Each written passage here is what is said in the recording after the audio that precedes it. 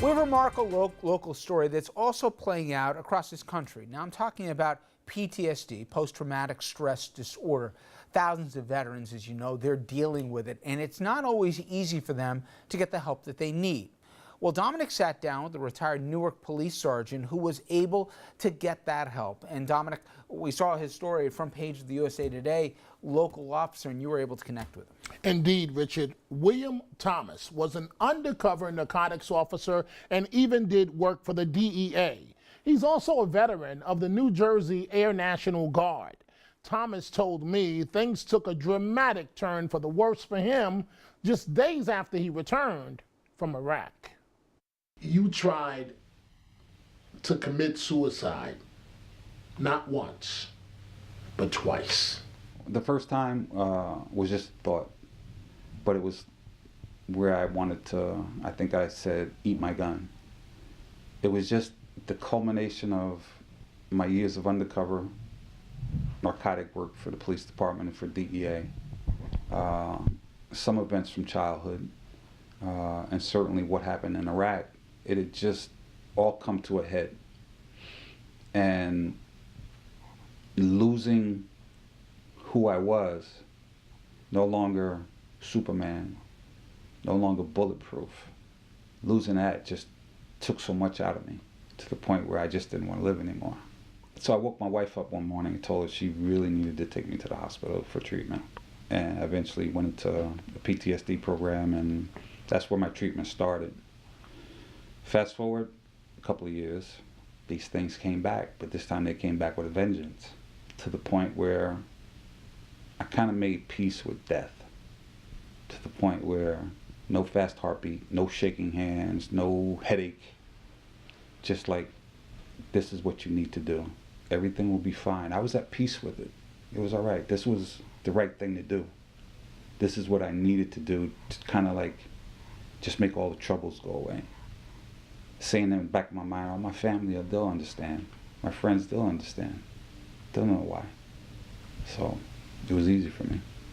Are you okay to talk about all this? Because I don't want any bad memories to resurface. Yeah, I'm fine, Dominic. Okay. You really wanted to kill yourself? I tried. I believe if it wasn't for my wife coming home early and looking for me, that would have been it. I would have been on the bed, just gone. But you have a lot to live for. You can look at your wife and tell that this woman clearly loves you. Oh yeah, that is no joke. She put up with so much. You know, early on, she didn't understand what was happening. You know, seeing the man she knew prior to Iraq, and now this stranger who has come back into her home. You know, who is this man? He looks like my husband. But he don't act like him. So you have been diagnosed with PTSD. Yes. What does that mean to you? It means that I'm not the person I was prior to going to Iraq. It means that a part of me is gone forever. It means that I struggle daily to control some of the symptoms. It means that my wife and my son, who live with me, have had to change their lifestyle a little bit. It means a whole bunch. When you returned to the Newark Police Department, the Newark Police, they offered no services, no mental health services to you?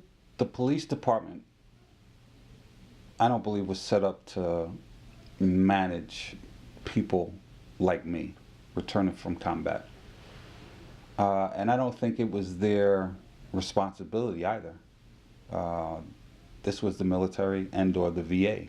It was their responsibility. But the department continued to pay me while I was deployed.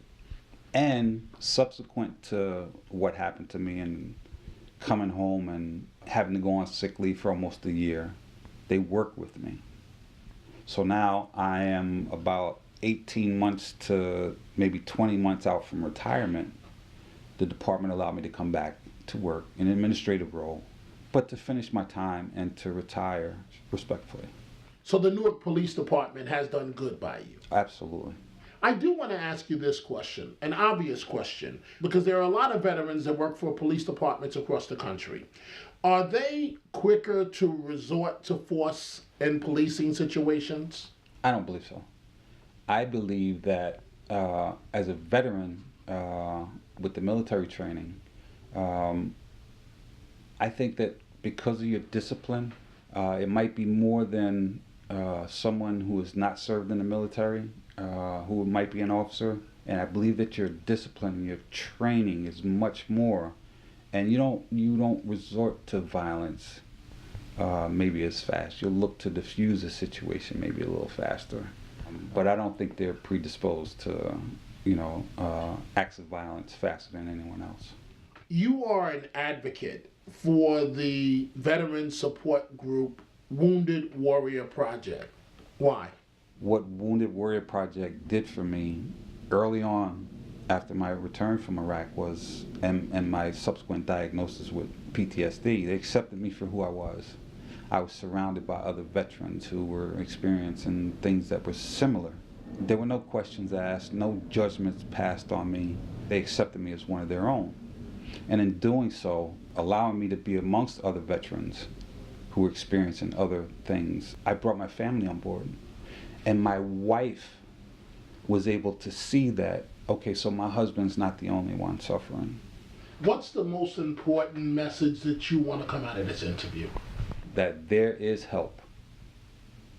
Don't wait until it gets too hard and you get so far down that rabbit hole that you can't see light anymore, and you just say that, the only way out is to take my own life. There is help. There's help available.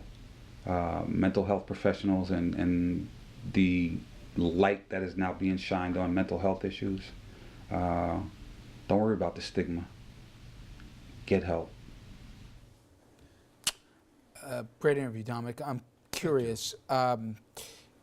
He gave you the impression that there were a lot of other people like him in this same situation, and he saw real action when he was in the military. Certainly, he's in a job right now in a city in narcotics. I know he's doing a desk job there, where one layer on top of the other. But he said we'd be surprised how many people are facing these kind of stresses and considering, some very scary propositions. I'm glad you asked that, Richard. Mr. Thomas, a remarkable American. Newark Police Force, Air Force, DEA, Air National Guard. He's given and given and given and given. And one of the major points that he wanted to come out of the interview as a undercover police officer who did narcotics for years is that his point is that veterans, as well as regular day in, day out police officers, he says you have no idea how many police officers at the end of the day, at the end of their shift, think about going home and, quote, eating their gun, committing suicide. And he said that that's why he's doing this, because he's trying to reach those officers. He credits, as you just saw, the city of Newark for standing by him. Yep. But there was a situation, and just quickly, the reason why he believes he developed PTSD, a number of issues, but he loves animals. You go to his home, he has a number of dogs. In the military, he was assigned with a military dog and the dog handler to go around and sniff out bombs and so on patrol. The dog steps on the bomb, boom. Dog dies immediately. The handler's body is smoking, and he had to go in and drag the body out as it's smoking.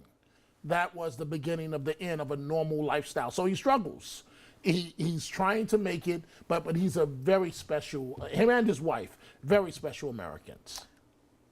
He made it clear that the Newark PD's done right by him. Mm-hmm. And the military. And the military. But is it a lot to layer on for any one person to go into two extremely high-stress environments where it leads to PTSD potentially? Yes. But to put both of those and to do them back to back. Yes. Well, he believes that you're not predisposed to a higher violence rate if you serve in the military first before becoming a police officer. But obviously there are those that feel just the opposite. That, of course, if you've been in a situation like this, you might be predisposed to more violence. He did admit it was a situation when he came back just weeks after from Iraq. He went to a scene and the superior officer told him to do something, and he said he just lost it. Checked out, went back to the desk, turned in his book, his notebook that police officers have, and just went home. But he said the Newark Police Department let him in an administrative role stay on the job for 2 years so that he could qualify for his pension. Is the help there if you look for it? Or, I mean, or does it depend, PD by PD, you know? Or in the military, when they come back, we've done a much better job. I don't think there's a stigma attached like there used to be with PTSD. I really think as a country, there's been a lot of awareness. And I know this is not just with the military, but also with, you know, Wounded Warriors, IAVA, and other groups like that. But do you have to seek it out too much, or is it there?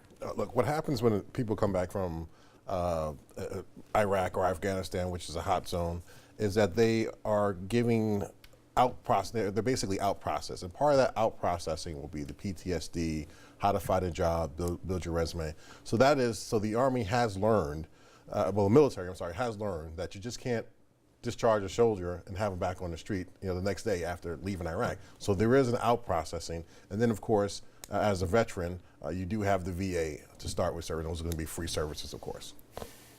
Thank you very much. All right, coming up next, Michael Flynn.